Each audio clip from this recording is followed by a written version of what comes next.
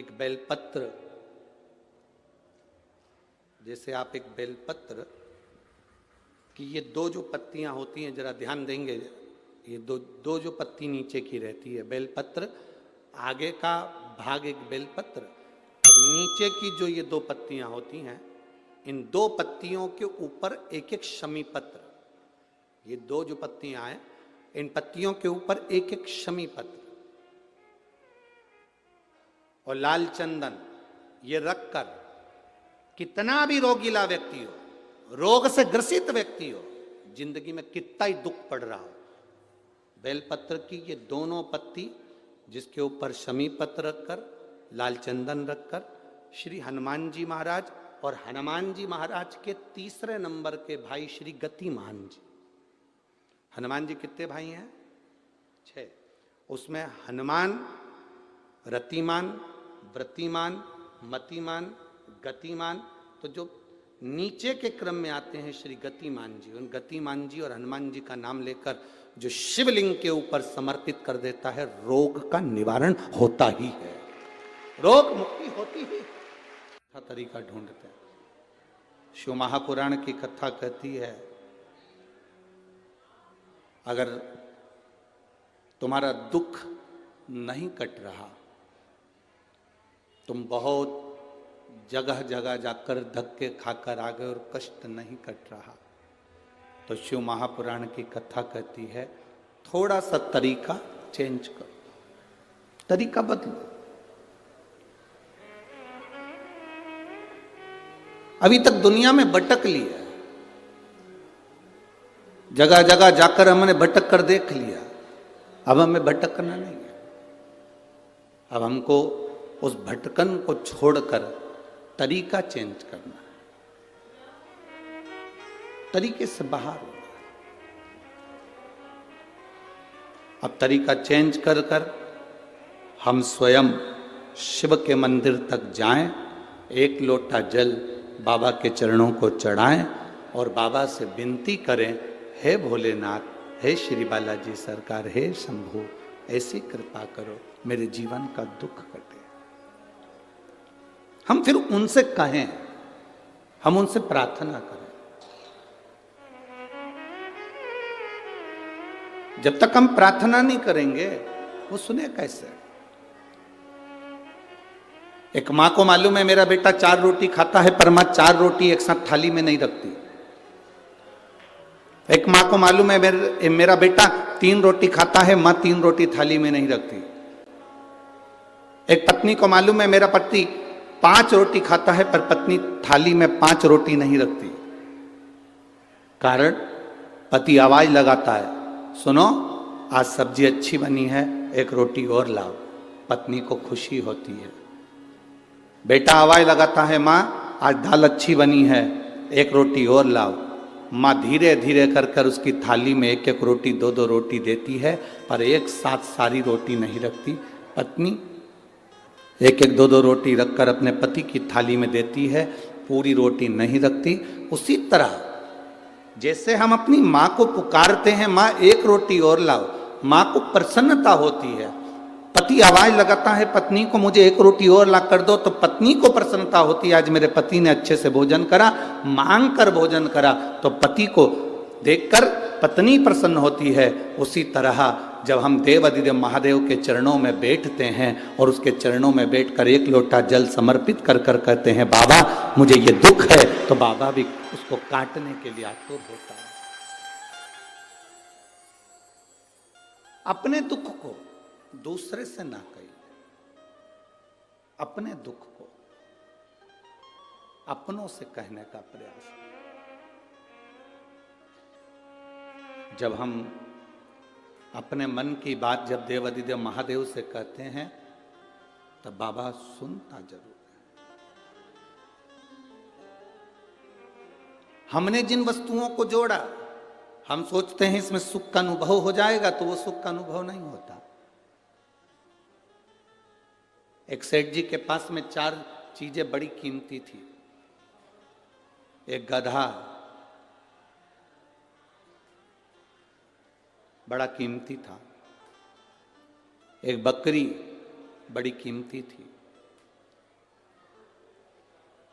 एक घंटी बड़ी कीमती थी, एक जोड़ सेठ जी जो कपड़े पहनते थे वो भी बड़ा कीमती था। सेठ जी के पास में ये चारों चीजें बड़ी कीमती थी।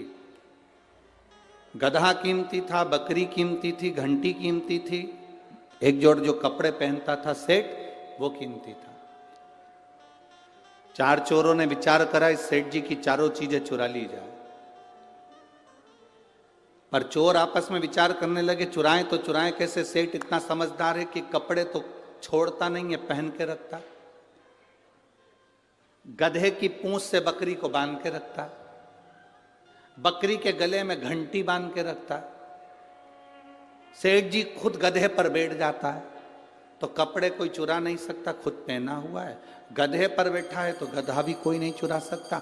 गधे की पूंछ से बकरी बंधी है और बकरी के गले में घंटी बंधी है तो घंटी बजती रहती है। तो सेठ जी को मालूम है कि बकरी भी है और घंटी भी है। अब चुराने वाला चुराएगा कैसे? चुराएं तो चुराएं कैसे? पर चोर भी होशियार थे। उन्होंने कहा चार चौराहे पर खड़े हो जाओ। एक चौराहे के चोर ने चोरी करना प्रारंभ करा, बकरी की घंटी को धीरे धीरे पीछे से खोला और गधे की पूंछ से बांध दिया और बकरी को चुरा कर ले गए। दूसरा चोर पीछे से निकला तो बकरी को निकाल कर ले गया। अब सेठ जी के कानों में घंटी की आवाज नहीं आई, पलट कर देखा तो बकरी और घंटी दोनों गायब।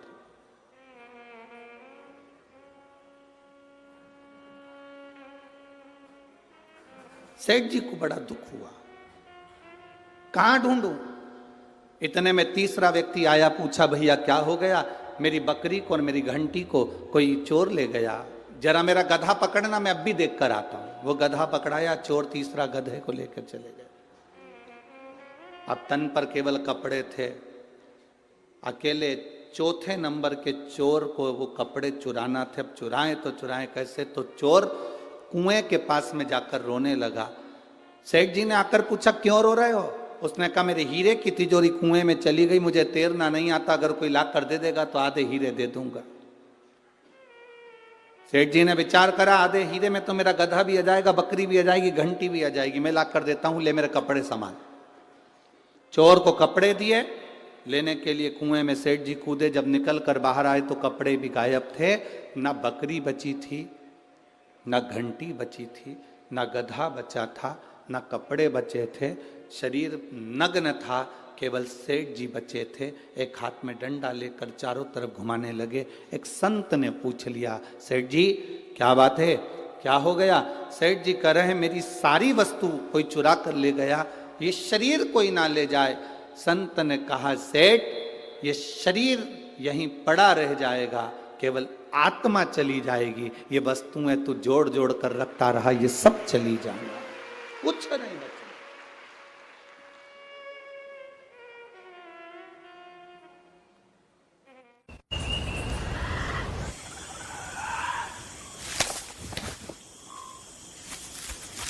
हम कहते जरूर है अरिजीत जी मेरो मन तो इतना बड़ा हो नहीं, कहते कहने वाले अरिजीत जी मेरा मन तो इतना बढ़िया है, कोई मुझसे कोई मांगता है तो मैं दे देती हूँ। कोई ने कहा कि ये दे दो जी जी, मैंने दे दिया। कोई कहे मुझे ये दे दो जी जी, दे दिया।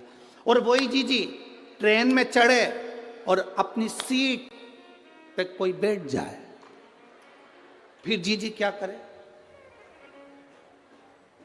अभी तो कह रही थी कि मेरे से कोई मांगता है तो दे देते, अब कौन दे रहा? फिर इतने में तो जी जी भी कह अरे भाई कहां बैठ गई तू, चलो उधर हटो।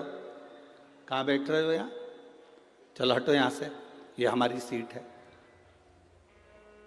महाराज एक स्टेशन पर तुम्हें उतरना है, एक स्टेशन पर उसको उतरना है। जिसकी मंजिल आती जाती है वो उतरता चले जाता है।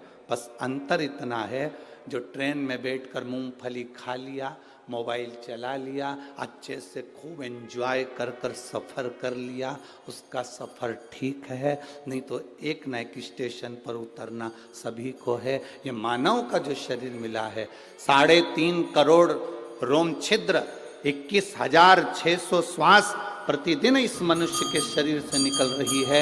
इस शरीर की एक एक श्वास को जिसने ठीक तरीके से रमण कर लिया, भगवान के भजन में लगाकर और कुछ परमार्थ का कार्य कर कर, तो समझो कि शरीर ठीक है। तो जाना तो सबको, जाना सबको, कोई दूसरा कर ही नहीं रहा। शंभु शरणे मांगू घड़ी रे, दुख काटू दया करी ने दर्शन। शंभु शरणे मांगू घड़ी रे, दुख काटू दया करी। शिव तत्व की प्राप्ति किसको?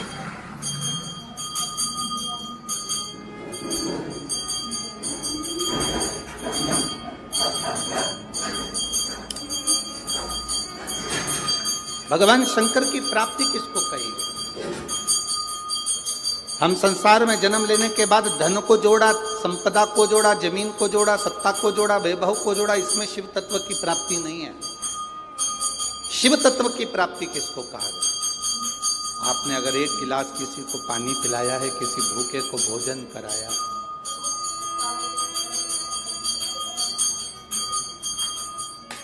किसी भूखे को भोजन कराया, किसी प्यासे को पानी पिलाया, किसी दुखी के आंख के आंसू को आपने पोंछ दिया,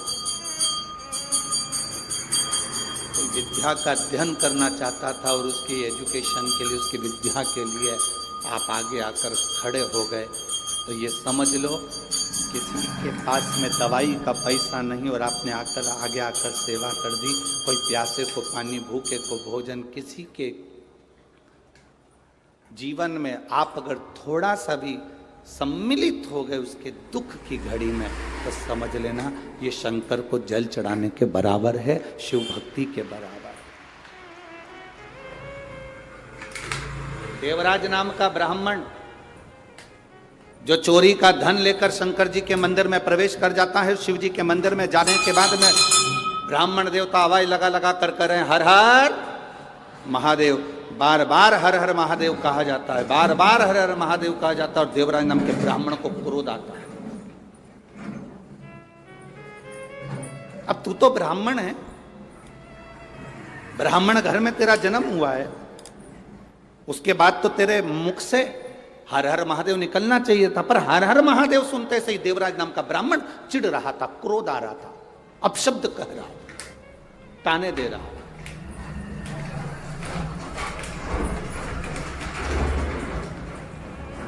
संसार में ऐसे बहुत सारे हैं जिनको भगवान के नाम से चिढ़ हो सकती है, जिनको भगवान के भजन से चिढ़ हो सकती है, भगवान की भक्ति से चिढ़ हो सकती है, पर हमें उसका स्मरण नहीं करना है कि कौन चिढ़ रहा है, कौन अपशब्द कर रहा है, कौन ताने दे रहा है, कौन आड़ा टेढ़ा कर रहा है, हमें उससे कोई मतलब नहीं। क्या किसको रोइए, जम जम के बोलो जरा, क्या किसको रोइए, चादर तान के आग लगे बस्ती में,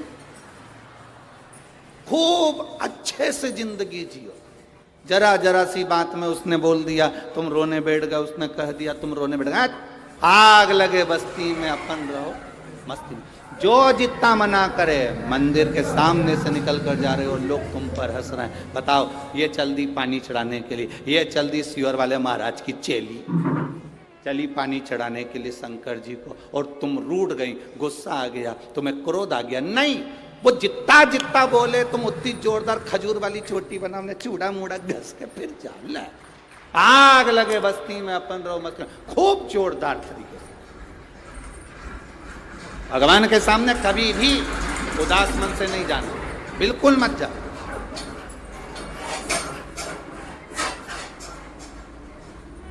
अपने यहाँ तो भजन में भी लोग कहते हैं, तेरे माथे मुकुट विराजे तेरे काने कुंडल,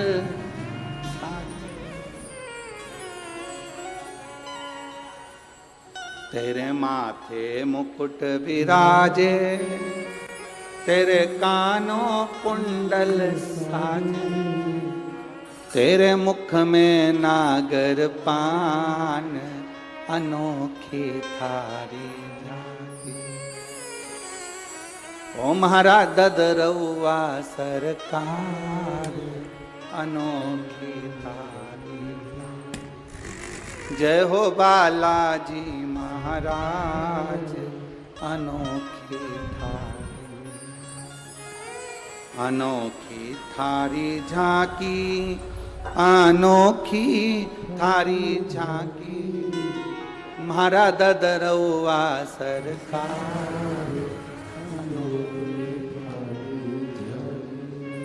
महारा बालाजी महाराज, अनोखी झांकी। उसके दरवाजे तक पहुंचने के बाद फिर वो आपको अपनी ओर खींचे ना खींचे, वो आपको अपने में समाहित करे ना करे, ये उसका दर्शन।